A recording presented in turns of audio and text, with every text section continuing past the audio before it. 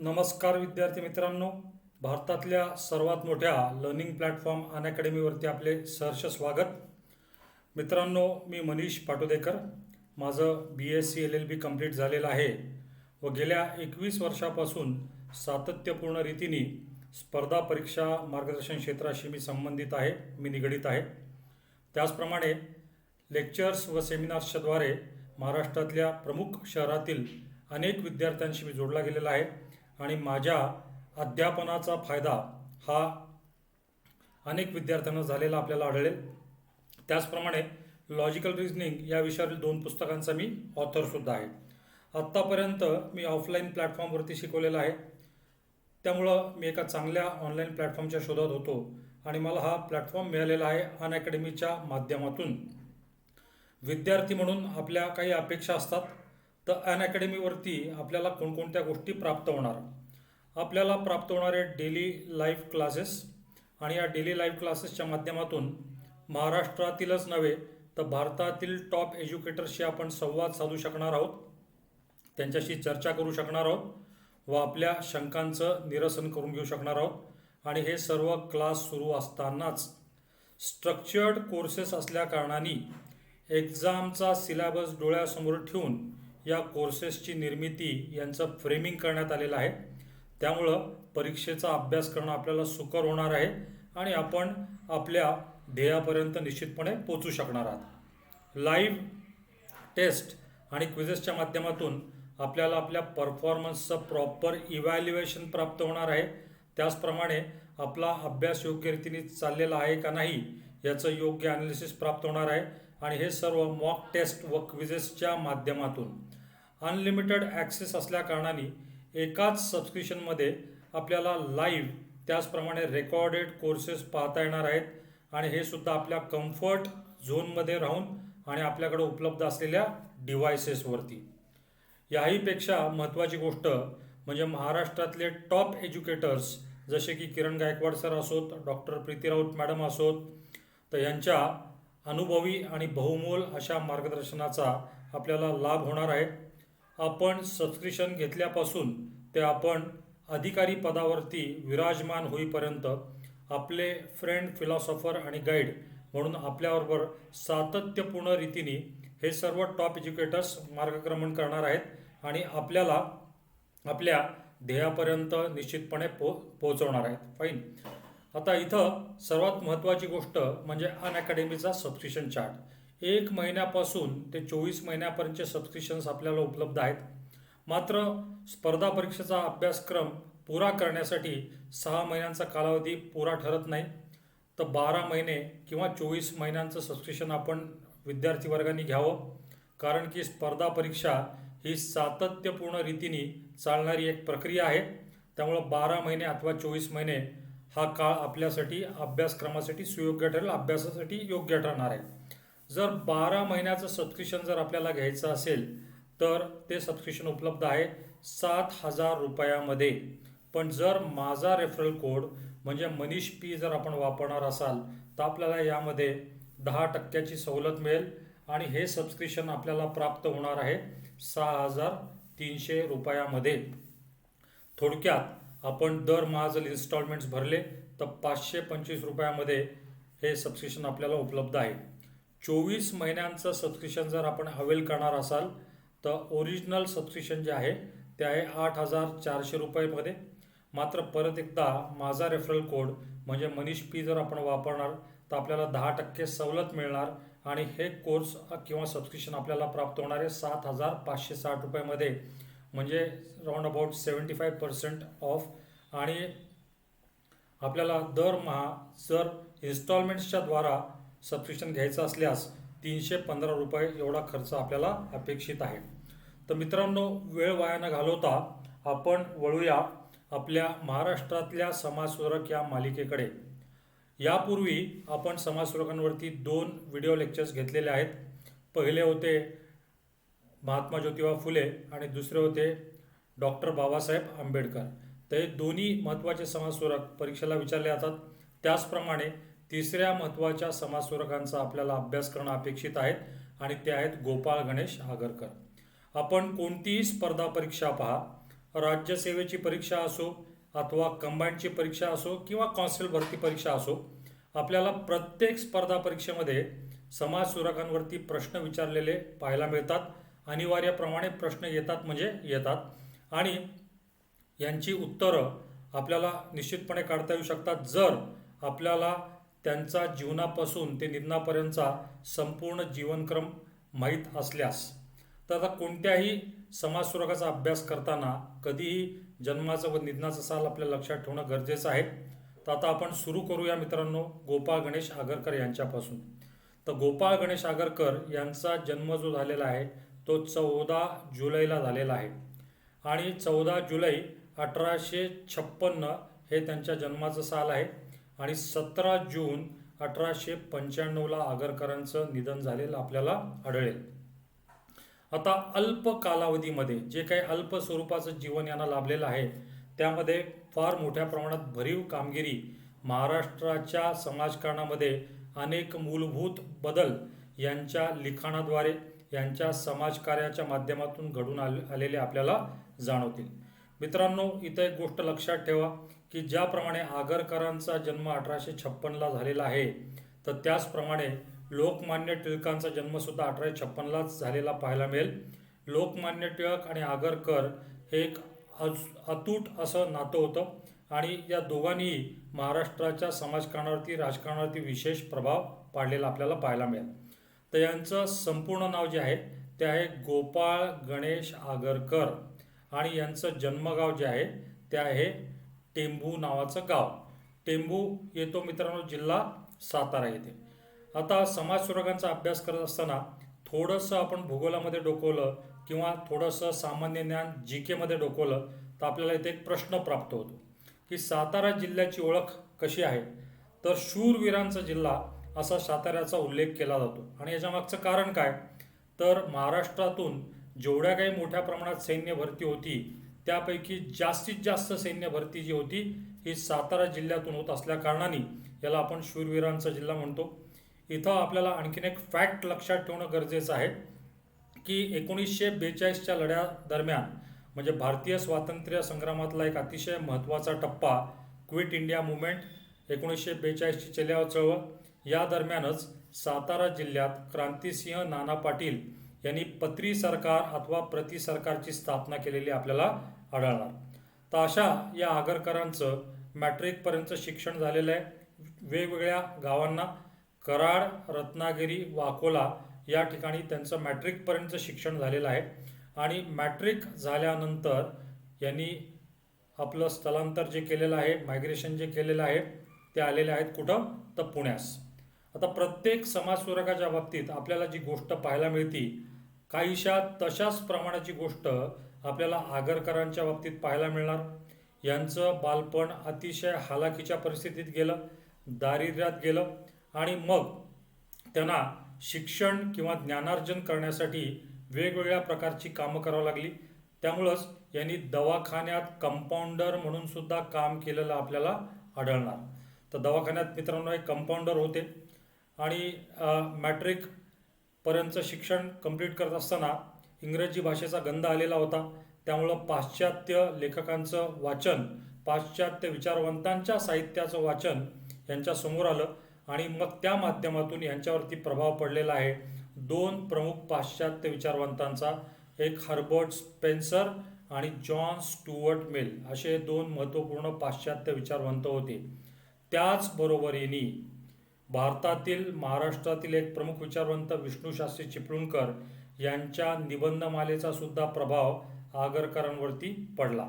विष्णूशास्त्री चिपळूणकरांना आपण निबंधमालाकार असं सुद्धा म्हणतो कारण की त्यांनी निबंधमालेची रचना केलेली आहे.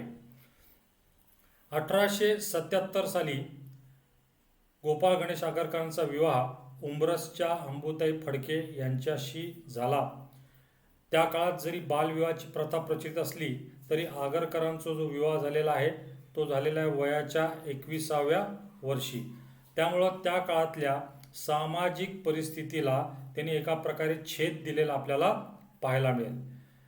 1878 साली आगरकरांनी आपलं BA bachelor of arts complete केलेलं आहे आणि ते कंप्लीट केलेलं आहे पुण्यातल्या एक नामांकित कॉलेजमधून, ज्याचं नाव आहे डेक्कन कॉलेज.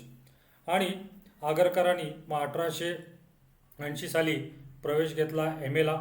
आणि MA करत असताना त्यांचा परिचय झालेला आहे लोकमान्य टिळकांशी. आता दोघंही युवक राष्ट्रभावनेने प्रेरित झालेले होते.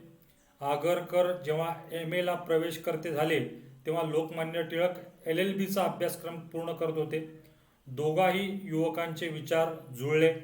दोघांनाही ब्रिटिश राज्यकर्त्यांबद्दल प्रचंड मोठ्या प्रमाणात चीड होती. त्यामुळं ब्रिटिश राजवटीला मुळापासून उखडून काढणं अतिशय गरजेचं आहे. त्यामुळं दोघाही युवकांनी एकत्रितरित्या राष्ट्र उद्धाराचे काम करण्याची शपथ घेतलेली आहे. आणि ही शपथ मित्रांनो त्यांनी घेतलेली आहे बंड गार्डन पुणे. बंड गार्डन पुणे या ठिकाणी, बंड गार्डन पुणे या ठिकाणी ही शपथ या दोघांनी घेतलेली आहे. आता दोघांच्या मध्ये काही विषयांबद्दल मतभेद जरूर होते, पण यांच्यामध्ये मनभेद कधी झाला नाही. वेगवेगळ्या टाईपचे विचार असले तरी ध्यास एकच होता, ब्रिटिशांच्या जोखडातून भारताला मुक्त करणे. आणि मग त्या दृष्टिकोनातून यांनी आपलं मार्गक्रमण सुरू ठेवलेलं आहे. तर पुढचं पाऊल म्हणजे 1880 साली 1 जानेवारीला एका शाळेची स्थापना करण्यात आली, ज्याचं नाव आहे न्यू इंग्लिश स्कूल पुणे. आणि या न्यू इंग्लिश स्कूलमध्ये 3 व्यक्तिमत्वांचा समावेश होता स्थापनेमध्ये. ते लिहून टाकतोय मी TAC. टी फॉर मित्रांनो टिळक. टी फॉर येणार कोण, तर Lokmanya Tilak. A for Agarkar. A म्हणजे आगरकर आणि C म्हणजे चिपळूणकर. तर टिळक, आगरकर व चिपळूणकर या तिघांचाही न्यू इंग्लिश स्कूलच्या स्थापनेमध्ये समावेश होता. आणि इथं मी या पॉईंटला एक स्टार करतोय की ही राष्ट्रीय शिक्षण देणारी पहिली शाळा होती.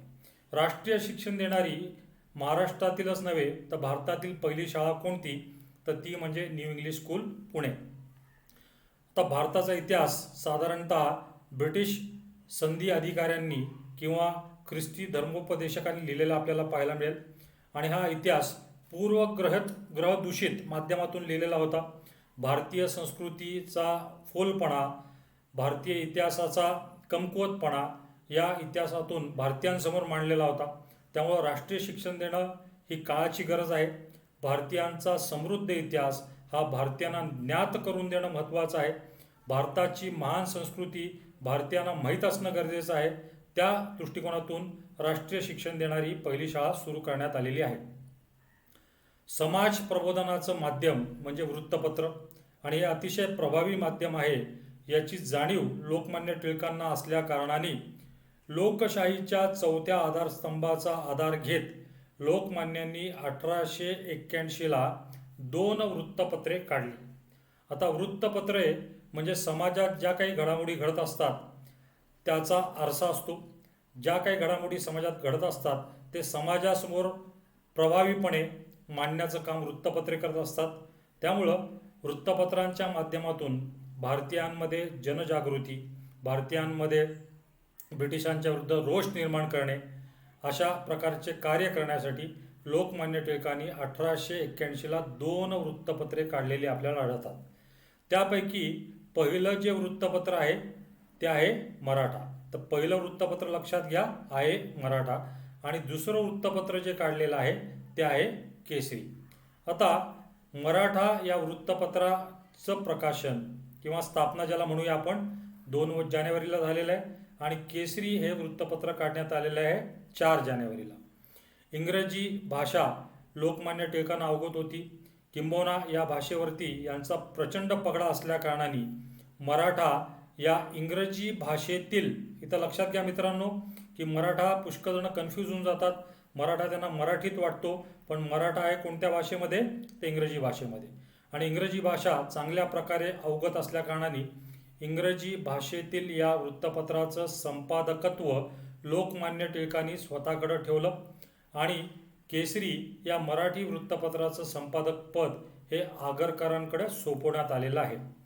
आता मराठा या वृत्तपत्रातून कशा प्रकारचे लिखाण होत असेल, तर मराठा या वृत्तपत्रातून राजकीय स्वरूपाचे लिखाण होत असेल. तुम्हाला जाणवेल की लोकमान्य टिळकांनी आपल्या मराठा या वृत्तपत्रातून ब्रिटिशांवरती टीकात्मक पद्धतीचे अग्रलेख लिहिले आणि ब्रिटिशांच्या विरुद्ध भारतीयांमध्ये रोष निर्माण करण्याचा प्रयत्न केला. तर केसरीच्या माध्यमातून सामाजिक स्वरूपाचे लिखाण होत असे. समाज प्रबोधनाचं कार्य करण्याचं केसरीने ठरवलेलं होतं. आगरकरांनी त्या दृष्टिकोनातूनच लिखाण केलेलं आहे.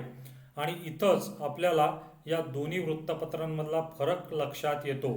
तर कोणकोणता फरक लक्षात घ्यायचा आपल्याला, की मराठा जे होतं हे इंग्रजीतून होतं, केसरी जे होतं ते मराठीतून होतं.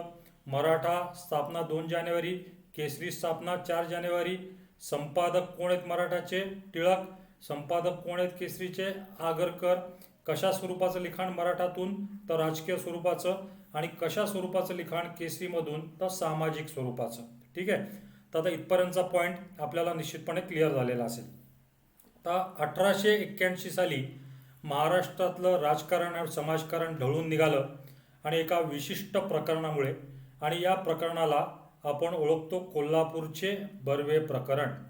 आता आपल्याला कोल्हापूरचे बर्वे प्रकरण नेमकं काय होतं, याच्या मागच्या कन्सेप्ट काय होत्या, या सर्व गोष्टी आपल्याला लक्षात घ्यायच्या आहेत. मित्रांनो, स्पर्धा परीक्षेमधले जे प्रश्न आहेत यांचं स्वरूप 2012 पासून आयोगाने थोडंसं बदलून टाकलेलं आहे. 2012च्या अगोदर स्ट्रेट क्वेश्चन्स यायचे, पण 2012 नंतर प्रश्नांची काठिण्य पातळी वाढलेली आपल्याला आढळेल. थोडेसे ट्विस्टेड आणि कन्फ्यूज करणारे प्रश्न आपल्याला दिलेले असतात आणि सर्वात सोपा प्रकारे प्रश्न पण आयोगाने दिलेला आहे, उत्तर पण आयोगाने दिलेलं आहे 4 पर्यायांमध्ये. ते फक्त योग्य प्रकारचं उत्तर आपल्याला शोधणं आहे. आणि हे केव्हा शक्य आहे? जेव्हा आपले कन्सेप्ट क्लिअर असतील. त्यामुळे आपण कोल्हापूरचं बर्वे प्रकरण नेमकं काय होतं हे समजून घेऊया. तर कोल्हापूर संस्थानचे राजे जे होते ते होते चौथे शिवाजी. आणि चौथ्या शिवाजींना कट कारस्थानं रचून कोल्हापूर संस्थानचे दिवाण जे होते, ज्यांचं नाव होतं माधवराव बर्वे. नाव काय लक्षात ठेवा मित्रांनो? माधवराव बर्वे हे जे कोल्हापूर संस्थानचे दिवाण. तर यांनी कट कारस्थानं कुंभाडं रचून चौथ्या शिवाजींना वेडसर ठरवलं, ब्रिटिशांशी संगनमत साधलं आणि त्यांना तुरुंगात डांबून टाकलं. आणि तुरुंगात डांबून टाकल्यानंतर चौथ्या शिवाजींचं निधन आपल्याला तिथंच झालेलं पाहायला मिळेल, म्हणजे तुरुंगात. आणि मग ॲटोमॅटिकली कोल्हापूर संस्थानची सर्व कारभार जो आहे हा माधवराव बर्व्यांच्या ताब्यात आला. आणि अनागोंदी पद्धतीने, एकाधिकारशाही पद्धतीने माधवराव बर्व्यांनी हा राज्यकारभार सांभाळला. हा राज्यकारभार जो आहे हा लागू केला. एवढंच नव्हे तर आपल्या बगलबच्च्यांची नेमणूक महत्त्वपूर्ण स्थानांवरती केली आणि त्या माध्यमातून फक्त चौथ्या शिवाजींचा छळ करून माधवराव बर्वे थांबले नाहीत, तर त्यांनी कोल्हापूर संस्थानात भ्रष्ट कारभार सुरू केलेला आहे. आणि या भ्रष्ट कारभाराच्या सुरस कथा या संपूर्ण महाराष्ट्रभर गाजत होत्या. या कथा गोपाळ गणेश आगरकरांच्या कानावरती सुद्धा आलेल्या होत्या. आणि मग गोपाळ गणेश आगरकरांनी केसरीच्या माध्यमातून माधवराव बर्वेंच्या विरुद्ध फार मोठ्या प्रमाणात लिखाण केलं.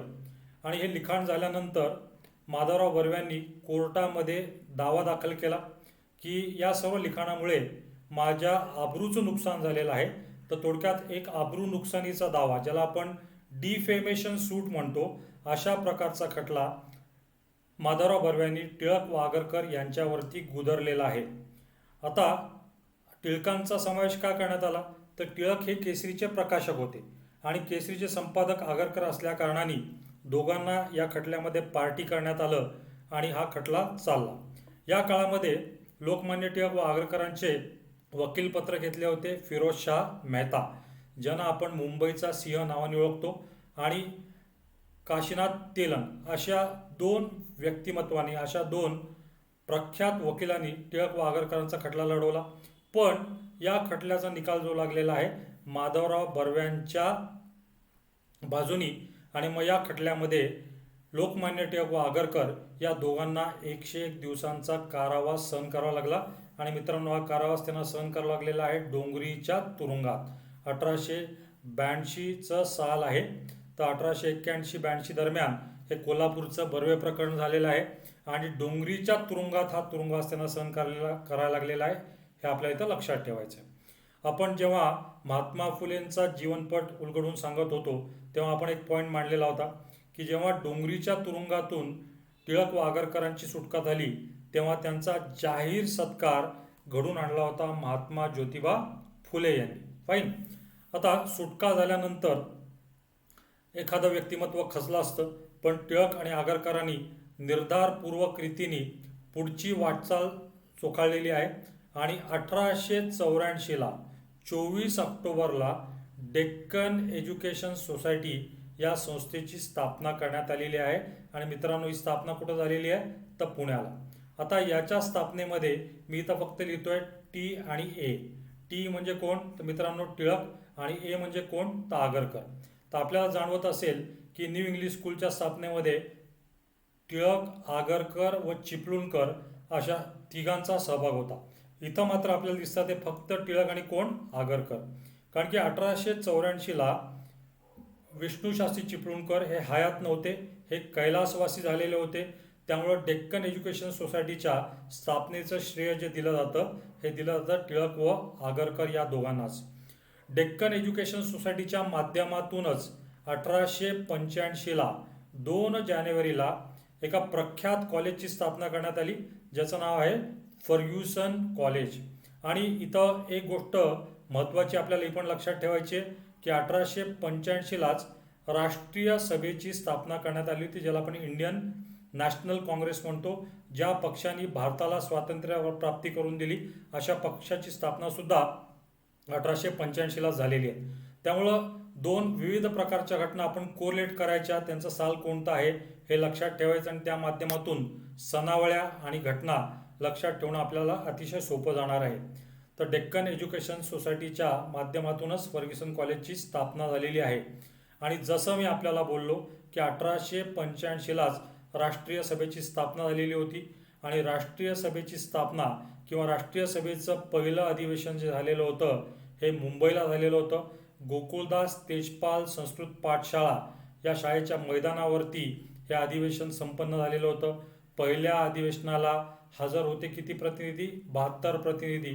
आणि या प्रतिनिधींच्या यादीवरती जर आपण नजर टाकली तर आपल्याला जाणवतं की हे उच्च विद्याभूषित लोकांचा भरणा होता आणि वरिष्ठ समाजातील लोक या अधिवेशनाला हजर होते. आणि या 72 प्रतिनिधींपैकी एक होते मित्रांनो गोपाळ गणेश आगरकर.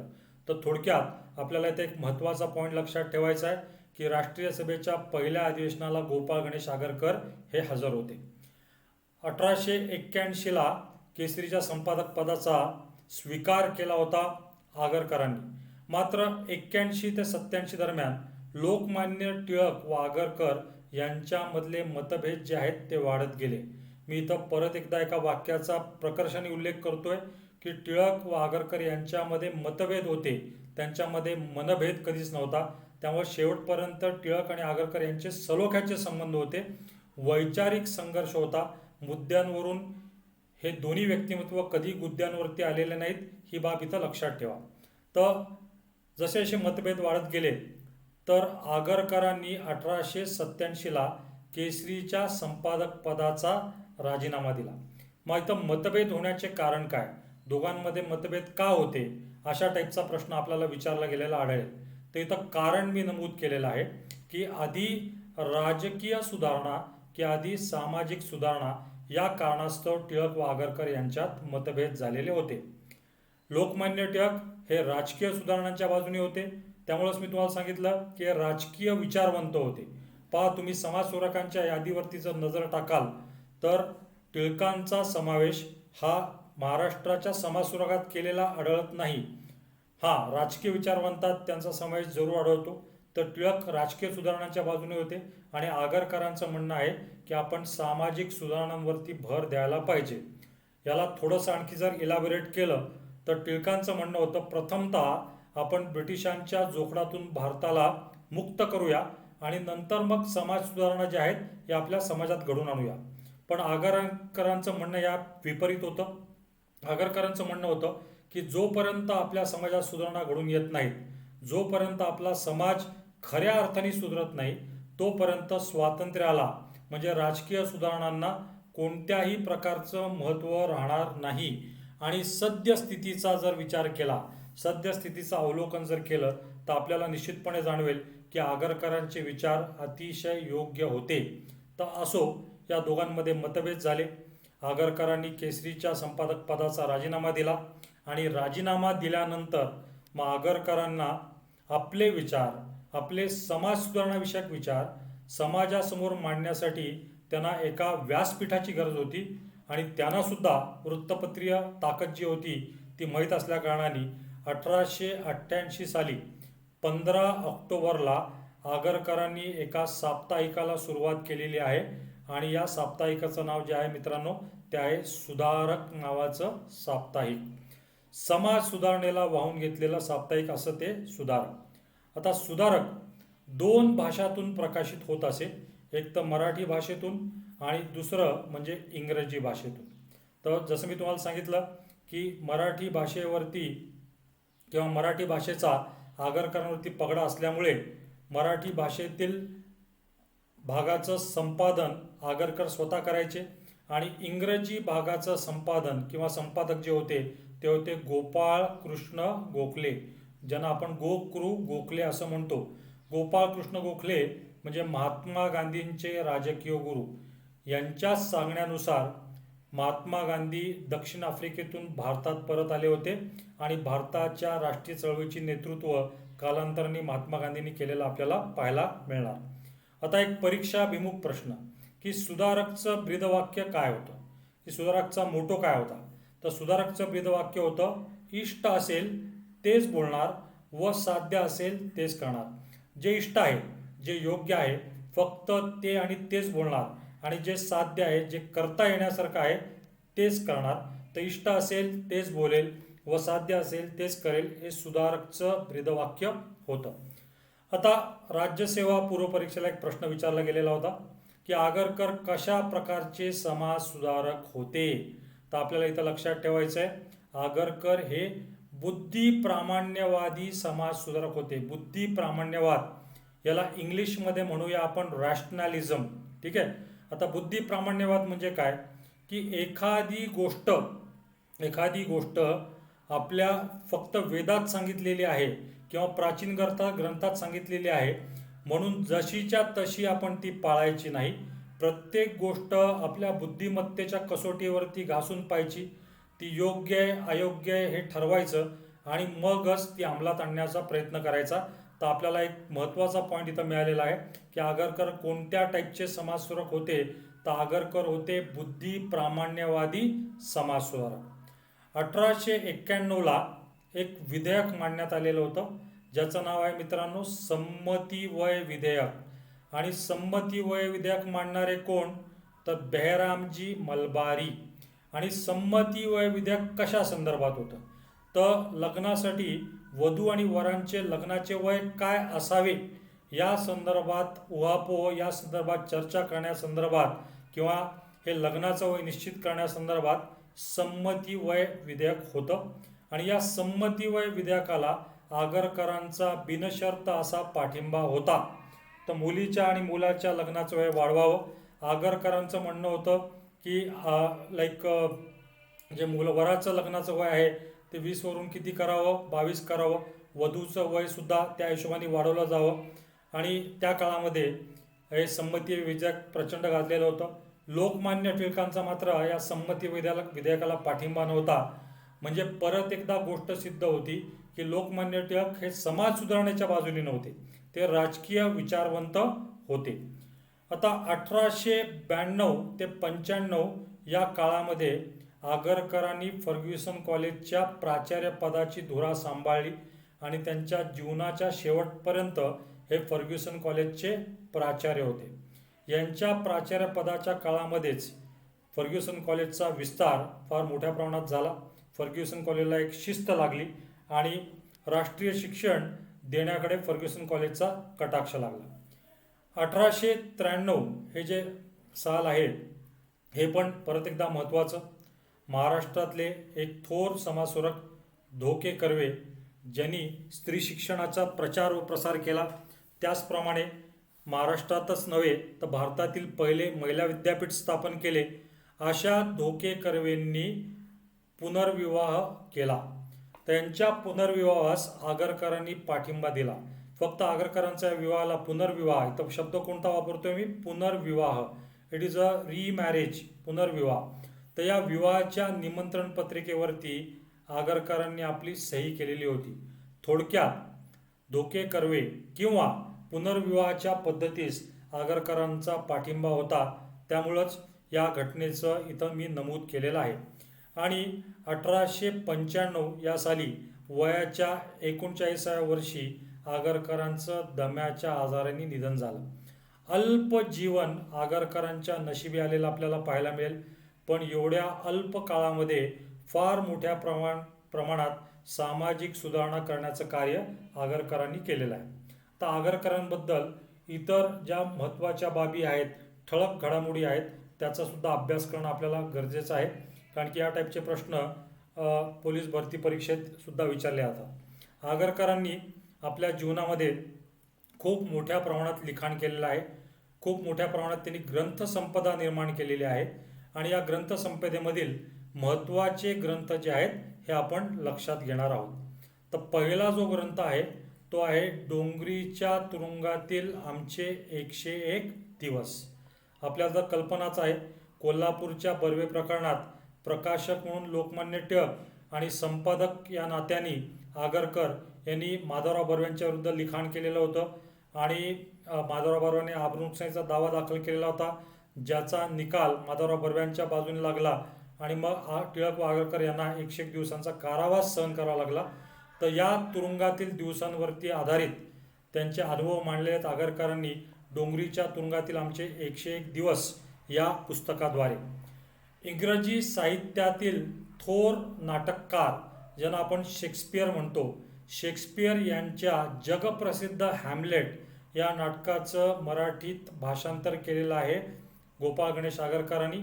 आणि भाषांतराचं नाव जे आहे मित्रांनो ते आहे विकार विलसित. तर हे नाटक होतं शेक्सपियरचं, ज्याचं भाषांतर आगरकरांनी केलेलं आहे. आगरकरांच्या आत्मचरित्राचं जे नाव आहे ते आहे फुटके नशीब. ठीक आहे. आत्मचरित्र म्हणजे ऑटोबायोग्राफी, स्वतःनी स्वतःबद्दल लिहिलेले विचार पुस्तक रूपात्मक, त्याला आपण आत्मचरित्र म्हणणार. यांच्या आत्मचरित्राचं नाव आहे फुटके नशीब. नंतर चौथा जो ग्रंथ आहे तो आहे अलंकार मीमांसा. पाचवा जो ग्रंथ आहे तो आहे वाक्य मीमांसा आणि वाक्यांचे पृथक्करण. आता आपल्याला तर ज्ञातच आहे की आगरकर 1881 ते 87 या कालावधीमध्ये केसरीचे संपादक होते. तर केसरीमधील महत्त्वपूर्ण निवडक लेख जे आहेत या सर्वांचा संग्रह म्हणून केसरीतील निवडक लेख हे पुस्तक प्रकाशित करण्यात आले 1887ला. त्याचप्रमाणे 1888ला आगरकरांनी जेव्हा सुधारक हे साप्ताहिक काढलं तर सुधारकमधले गाजलेले वेचक लेख या प्रकारचं एक पुस्तक प्रकाशित झालेलं आहे 1895ला, म्हणजे यांच्या निधनाच्या वेळेस. आगरकरांचा पुनर्विवाहाला पाठिंबा होता ही गोष्ट तर आपल्याला ज्ञातच आहे. तर सेठ माधवदास रघुनाथ दास व भाई धनकुवरबाई यांच्या पुनर्विवाहाचे चरित्र हा ग्रंथसुद्धा आगरकरांनी लिहिलेला आपल्याला पाहायला मिळणार. आता आणखी कोणकोणत्या महत्त्वाच्या बाबी आहेत ज्या आपल्याला लक्षात ठेवणं गरजेचं आहे. तर आगरकरांचा स्वावलंबनावरती फार मोठ्या प्रमाणात विश्वास होता. आपल्या निधनानंतर इतर कुणावरती बोजा पडू नये त्यामुळं त्यांनी आपल्या पुरचुंडीत 20 रुपये बांधून ठेवले होते. आणि हा प्रश्न परीक्षेत विचारला गेला असल्या कारणाने मी या स्लाईडमध्ये तो इन्क्लूड केलेला आहे. कशासाठी? तर प्रेत दहनासाठी त्यांनी पुरचुंडीत 20 रुपये बांधून ठेवले होते. आगरकर बालविवाहाचे विरोधक होते. आगरकरांचा विधवा पुनर्विवाहाला पाठिंबा होता. आगरकरांना सर्व प्रकारच्या सामाजिक सुधारणा समाजामध्ये अभिप्रेत होत्या. आणि आगरकरांचे समाज सुधारणाविषयक जे प्रगत विचार होते हे पुण्यातल्या सनातन्यांना म्हणजे कुणाला, ऑर्थोडॉक्स मंडळीला रुचत नव्हते, स्वाभाविक होतं. त्यामुळं आगरकरांना विरोध करण्यासाठी प्रतिकात्मक रूपाने का होईना आगरकरांची जिवंतपणी प्रेतयात्रा काढण्यात आलेली होती. आता ही प्रतिकात्मक प्रेतयात्रा आहे ही गोष्ट आपण लक्षात ठेवा. अकोल्यात असताना आगरकर वराड समाचार या वृत्तपत्रातून लिखाण करीत असत. उपजीविकेसाठी त्यांनी हा निर्णय घेतलेला होता. आपल्याला तर ऑलरेडी माहिती आहे की आगरकरांचं मॅट्रिकपर्यंतचं शिक्षण वेगळ्या गावात केलं आणि अकोल्यात असताना वराड समाचार या वृत्तपत्रातून लिखाण करीत असत. ही गोष्ट आपल्याला लक्षात ठेवा. नंतर मग आणखी दोन महत्त्वाचे पॉईंट्स आपल्याला लक्षात ठेवायचे की आगरकरांवरती जसं मी सांगितलं की हर्बर्ट स्पेन्सर आणि जॉन स्टुअर्ट मिल या पाश्चात्य विचारवंतांचा प्रभाव होता. आणि मग या दोन पाश्चात्य विचारवंतांचे ग्रंथ कोणते? तर सोशॉलॉजी नावाचा ग्रंथ जो आहे तो हर्बर्ट स्पेन्सरचा आहे आणि इथिक्स हा ग्रंथ सुद्धा हर्बर्ट स्पेन्सर यांनी लिहिलेला आहे. तर जॉन स्टुअर्ट मिल यांचे जे ग्रंथ होते On Liberty and the Subjugation of Women, तर या ग्रंथांनी आगरकर प्रचंड प्रभावित झाले होते. आणि त्याचबरोबरही विष्णूशास्त्री चिपळूणकरांच्या निबंधमालेचा सुद्धा आपल्याला उल्लेख करावा लागेल. तर आगरकरांची ग्रंथसंपदा तर आपण ऑलरेडी पाहिली. तर आगरकरांचे गाजलेले लेख किंवा अथवा निबंध कोणते, तर या गोष्टी आपल्या लक्षात ठेवणं गरजेचं आहे. तर सर्वात पहिला जो लेख गाजला तो होता स्त्रियांनी जॅकेटे घातलीच पाहिजेत, गुलामांचे राष्ट्र नावाचा एक ग्रंथ भारतीय लोकांवरती टीका करणारा, भारतीय लोकांच्या आळशीपणावरती टीका करणारा हा जो लेख आहे हा त्या काळामध्ये प्रचंड गाजला. त्याचप्रमाणे हिंदुस्थानचे राज्य कोणासाठी प्रश्नचिन्ह सुद्धा मांडलेलं आहे. आणि या लेखामध्ये त्यांनी ब्रिटिशांच्या स्वार्थी नीतीवरती प्रकाश टाकलेला आहे. ब्रिटिशांकडून कशा प्रकारे भारतीयांची लूट होतीये या संदर्भातले विचार त्यांनी मांडलेले आहेत. तर आगरकर कोणत्या टोपण नावाने ओळखले जातात? तर सुधारक साप्ताहिकाचे संपादक असल्या कारणाने समाजामध्ये किंवा इतिहासाने यांची नोंद घेतलेली आहे सुधारक या नावाने. तर आगरकरांचे जे टोपण नाव होतं मित्रांनो ते होतं सुधारक. जसं ऑलरेडी मी तुम्हाला सांगितलं आहे की फार मोठ्या समाज सुधारणांना चालना देण्याचा प्रयत्न आगरकरांनी केला. हे बालविवाहाचे विरोधक होते. केशवपन पद्धतीला यांचा विरोध होता. आणि आपण पाहिलेलं आहे की महात्मा फुलेंनी सुद्धा केशवपन पद्धतीच्या विरोधात पुण्यामध्ये 1865 साली नाभिकांचा संप घडून आणला होता तळेगाव ढमढेरे या ठिकाणी. आगरकरांना चातुर्वर्ण व्यवस्था मान्य नव्हती. ठीक आहे. आणि चातुर्वर्ण व्यवस्था आपण आंबेडकरांचा अभ्यास करताना पाहिलेला आहे की हिंदू राजा मनू यांनी 4 वर्ण निर्माण केले होते. एक होते ब्राह्मण वर्ण, नंतर दुसरा कोणता होता क्षत्रिय वर्ण होता, नंतर तिसरा जो होता तो होता वैश्य वर्ण आणि चौथा जो वर्ण होता तो होता शूद्र वर्ण. तर या वर्ण व्यवस्थेला आगरकरांचा विरोध होता. त्यांना ही व्यवस्था मान्य नव्हती. आता आगरकरांच्या काळात एक प्रकरण गाजलेलं आणि याला आपण म्हणतो पंचहौद चहा मिशन प्रकरण. आणि या प्रकरणामध्ये आगरकरांनी प्रायश्चित्त घेण्यास नकार दिला होता. आता एक पंचहौद चहा मिशन प्रकरण म्हणजे काय? एका महत्त्वपूर्ण बाबीवरती चर्चा करण्यासाठी ख्रिश्चन मिशनऱ्यांनी पुण्यामध्ये एक सभा बोलवली होती आणि पंचहौद नावाचा एक हौद त्याच्यावरती फळकुट्या टाकण्यात आल्या होत्या आणि त्याचं स्टेज निर्माण करण्यात आलं होतं. आणि न्यायमूर्ती रानडे, लोकमान्य टिळक, आगरकर या सर्वांना या सभेसाठी बोलवणं आलेलं होतं. आणि या सभेला हजर राहिल्यानंतर प्रथेनुसार प्रमुख पाहुण्यांना चहा पानाचा कार्यक्रम आयोजित करण्यात आला होता व त्या दृष्टिकोनातनं सर्व प्रमुख पाहुण्यांना चहा देण्यात आला. चहा सगळ्यांनी पिला आणि नंतर हा ख्रिश्चन धर्मियांच्या हस्ते चहा पिल्यामुळे पुण्यातल्या सनातनी लोकांनी एक प्रकारचा विरोधाचा सूर उमटवला की या गोष्टीमुळे रानडे, टिळक आणि आगरकर यांचा धर्म जो आहे हा भ्रष्ट झालेला आहे. तर लोकमान्य टिळकांनी कानावरती हात ठेवले, न्यायमूर्ती रानडे यांनी सुद्धा कानावरती हात ठेवले. पण आगरकरांचं म्हणणं होतं की मी तिथं उपस्थित होतो, मी चहा पिलो, पण या क्षुल्लक गोष्टीमुळे माझा धर्म भ्रष्ट होत नाही, त्यामुळे मी प्रायश्चित्त घेण्यास नकार देतो. तर थोडक्यात आगरकरांनी पंचहौद चहा मिशन प्रकरणी प्रायश्चित्त घेण्यास नकार दिलेला आहे. आता आगरकरांचा उल्लेख वेगळ्या पद्धतीने वेगळ्या शब्दात अनेक व्यक्तिमत्वांनी केलेला आहे. महाराष्ट्रातील प्रख्यात साहित्यिक वि.स. खांडेकर ज्यांनी ययाती नावाची कादंबरी लिहिलेली आहे, किंवा ज्ञानपीठ पुरस्कार प्राप्त करणारे पहिले महाराष्ट्रीयन कोण, तर वि.स. खांडेकर यांनी आगरकरांचा उल्लेख देव न मानणारा देव माणूस. ठीक आहे, देव न मानणारा देव माणूस असा केलेला आहे. आता आपल्याला तर ज्ञातच आहे की 1884ला टिळक व आगरकर या द्वयींनी डेक्कन एज्युकेशन सोसायटीची स्थापना केलेली होती. आणि या डेक्कन एज्युकेशन सोसायटीचे पहिले अध्यक्ष जे होते ते होते राजर्षी शाहू महाराज, कोल्हापूर संस्थानचे राजे. आणि शेवटचा महत्त्वाचा पॉईंट आपल्याला लक्षात ठेवायचा आहे, आगरकरांचा शिमग्याच्या सणाला विरोध होता. या सणा एवढा बिभत्स सण कोणता नाही, त्यामुळे या सणाविषयी त्यांनी हा शब्दप्रयोग वापरलेला आहे. आपल्याला हे व्हिडिओ लेक्चर निश्चितपणे आवडलेलं असेल, त्यामुळं शेअर करा, सबस्क्राईब करा आणि माझा रेफरल कोड जो आहे हा निश्चितपणे लक्षात ठेवा. मित्रांनो, हा रेफरल कोड आहे मनीष पी.